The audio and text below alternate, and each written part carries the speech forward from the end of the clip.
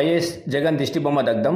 తిరుమలలో లడ్డు ప్రసాదం కల్తీకి నిరసనగా దేవాలయ పరిరక్షణ సమితి ఇందూర్ శాఖ ఆధ్వర్యంలో ఇందూరులోని గణేష్ చౌరస్తా వద్ద నిరసన ర్యాలీ నిర్వహించి కల్తీకి కారణమైన ఆంధ్రప్రదేశ్ మాజీ ముఖ్యమంత్రి జగన్మోహన్ రెడ్డి దిష్టిబొమ్మను దహనం చేశారు.